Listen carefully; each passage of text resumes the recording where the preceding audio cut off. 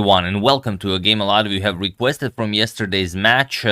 Champions Chester Crunch Lab Masters Alireza Firuja versus Jan Nepomniachtchi. This is the losers bracket finals, and the winner of this match goes back into the winners bracket to face Maxim Vashielagrab in the grand final. So if you remember, Alireza lost to MVL in the final. He dropped back into the losers bracket, and he is now waiting for the winner of the match, Magnus versus Nepo. Nepo has defeated Magnus, and then Nepo went on to face Alireza for the privilege and honor to face MVL in the in the grand final. So this is one of the games, and it's truly a wonderful one. Features such a cool move that, of course, we will use in the pause the video moment. Let's check it out. Alireza has the white pieces, and he opens with pawn to d4. And look at the clock times for this game. This is very important, as they will be repeating a game they already played in Romania in the Superbet Chess Classic. So okay, d4, knight to f6, we have knight to f3, pawn to d5, and bishop to f4. Alireza opts for the London system. c5 by Jan, and pawn to e3. We have knight to c6, knight b to d2, knight to h5 going after the bishop, and d captures on c5. Everything the same as they've already played. Knight captures on f4, we have e captures on f4, and pawn to a5. Stopping ideas like pawn to b4 in the future.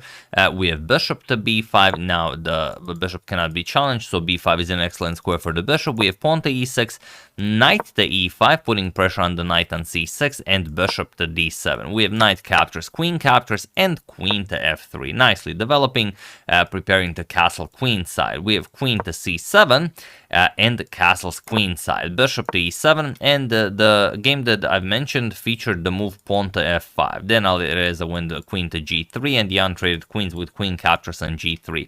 And if you look at the clock times, they're not wasting any time whatsoever. They're playing an increment, and they still have 10 minutes on the clock, same as they've started with.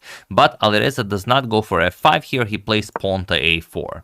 And now look at okay, next move Jan plays is the same one he played in the original classical game. He castled, but now we have knight to b3, not going for this f5 queen g3 idea, but rather knight to b3. And now let's see how much time Jan needs to make his next move. He spends 2 minutes and plays knight to b4. And okay, now we have a game. Let's see what Alireza does. He continues with pawn to f5, also spends some 2 minutes on this move. Bishop captures on c5, and now king to b1. Very useful, as if the bishop moves, you don't want queen captures on c2 to be checkmate. So even if it happens, maybe you can still survive with king to a1, and maybe you can use this to your advantage. So bishop to b6, threatening queen captures on c2.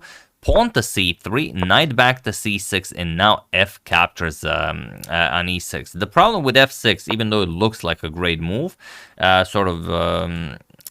trying to checkmate the black king, there's no good way to do it. How do you after g6? How do you go for mate? You cannot go to e3. The bishop covers that, and if you try something like queen h3, queen h6, then queen f4, you leave out control over this diagonal, and you allow black to gain hold of it, and black is now just better. So after knight to c6, f captures on e6. We have f captures and queen h3, putting pressure on the e6 pawn. Rook to f6 defending, and rook h to e1. Alireza piling up on that e6 pawn. We have queen to f7.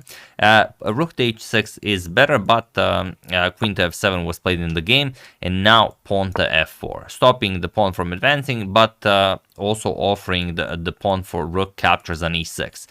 We have rook to h6 going after the queen, even though you could trade, but then the d5 pawn just becomes too weak. You're going to lose that as well. And it's just not worth it. The central pawns are much more valuable. So after f4, we have rook to h6, and now queen to g4. Rook captures on h2, and queen captures on e6. Offering a queen trade, Jan happily accepts. We have queen captures, rook captures, and rook captures on g2. We have rook captures on d5, and now rook to b8. There is no really a better move here for Jan, or rather there's no good move here for Jan. He does play rook to b8, but now Alireza's position is completely winning, but it's not easy to see why. It's remarkable that Alireza paused this in a rapid game, so feel free to pause the video and try to locate this brilliancy while I give you a couple of seconds.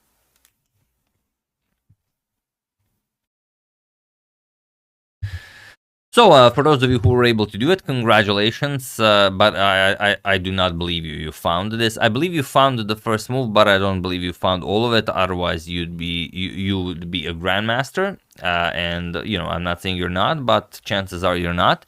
And for those of you who just want to enjoy the show, it is bishop to c4.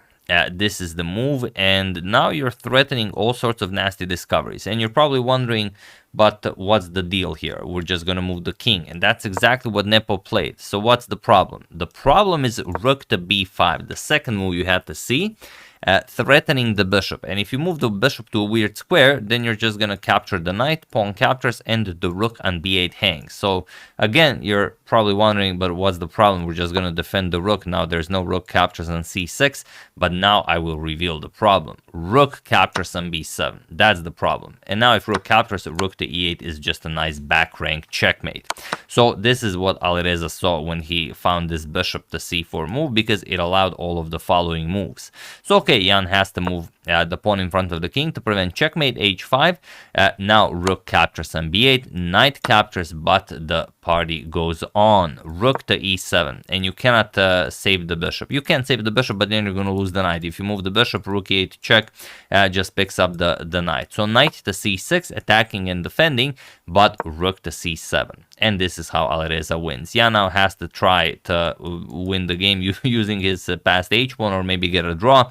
But it's very, very hard to imagine. h4, rook captures on c6 with check, h3, and bishop to d5, attacking the rook here. Rook g1 check, king to a2, pawn to h2, but now rook to c8 with check. We have king h7 and bishop to e4 with check. Now you cannot go to h6. If you go to h6, this is checkmate. The pawn covers g5 and the bishop covers g6. So you have to play g6, but that also means you have to give up the bishop on a7.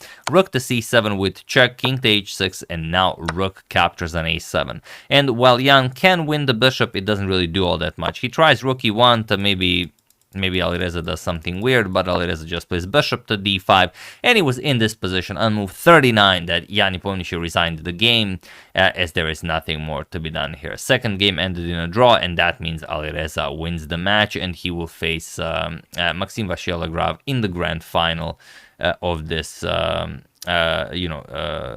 spectacular event. So here you resign because other than h1, there's really nothing more to be done here. Captures, and you're just up a full knight. Also, you're up 2 pawns, so of course this will be completely winning. And now Alireza goes into the winner's bracket, and he will face, like I said, MVL in the grand final for the main prize. So we'll see what happens. MVL really outplayed Alireza the last time they played. Maybe now Alireza will be able to